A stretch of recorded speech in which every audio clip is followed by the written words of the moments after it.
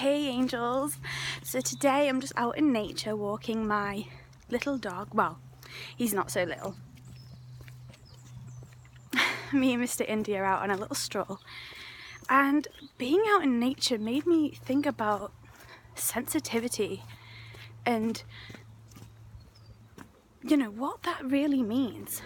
So often in life you hear people talking about, oh, she's so oversensitive, or he's so oversensitive, and it's almost like we put this level on sensitivity that's allowed, and anybody that goes over that boundary of sensitivity is labelled oversensitive. And I'm here to tell you that this is complete rubbish. It's just simply not true. Being oversensitive is the greatest gift about you. I mean, it truly is, because you have the ability to be this empath, put yourself in other people's shoes, and to really feel what they feel. Not only sympathize with people, but empathize with people. You can physically feel when somebody's upset. You can physically feel, when somebody's happy equally. And that's a wonderful thing for you, to be able to share in with somebody. And it makes you an amazing teacher to other people, because you can really put yourselves in somebody's position. Now, in our culture, often things that are celebrated are things like being competitive. So, if you're a competitive person, then that's something that's like, you get a pat on the shoulder, well done for being so competitive. I'm just going under a tree. Well done for being so competitive. Well done for getting that promotion, for working your way up the ladder and trampling on everyone in your path. And it's like, no. The thing that should be celebrated. Sorry, I'm going through a massive dirty puddle at the moment. Gotta love nature. Okay, we're out of the puddle now. So,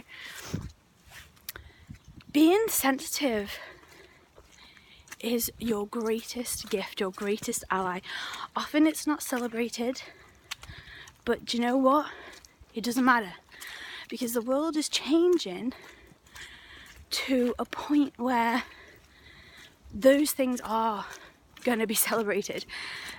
People who have those gifts of being an empath, you're going to be celebrated, and you're needed. You're so needed, because at this point in time, we're moving out of the age of sort of competition and into an age of collaboration, where we are actively collaborating with other people.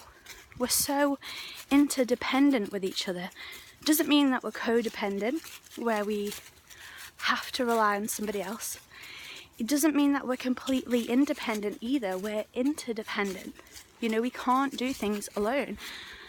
Just as we, co-create with the universe, we're also here to co-create with each other. That's the point. So your sensitivity should be harnessed, should be honed in on. Right now, you might feel like an apprentice who has all these amazing gifts where you can help people on their path, but you don't know where to begin because you're the apprentice. But at some point soon, when you keep harnessing your gifts of sensitivity, you're going to become the master of it. And I'll tell you something right now. In order to be a master at manifestation, you have got to be sensitive. You have got to be in touch with your feelings, because it is your feelings. Come here. Sorry. It is your feelings that create your reality. You know, it is your feelings that you manifest from. So whether you want to manifest a car or a house or a new relationship or a wonderful career, whatever it is, it all comes from a feeling. And if you're not sensitive enough to be in touch with those feelings, how are you going to master manifestation? It's just not something that's going to be possible for you, because you have to be in touch with who you are, who you really are, and what you really want. So if anybody ever calls you oversensitive again, don't get upset. Okay, this is the main point. Don't let that be a criticism, because it is one of the greatest, if not the greatest thing about you as a person. And the fact that you've already mastered the ability to be that sensitive just shows how powerful a creator you actually are. And people that don't understand that in you, perhaps, they just don't share your vision. And that's okay. You know, everybody's vision's different. But surround yourself with people who are going to celebrate that in you. You know, work with a coach who's gonna not only help you on your, you know, path, your life path, but who's also really in tune to your gifts, who goes, okay, do you know what, these are your gifts, let's figure out a way to harness them, let's make them even more helpful. You know, if you're oversensitive, use that to your advantage. Don't put a downer on yourself because of it.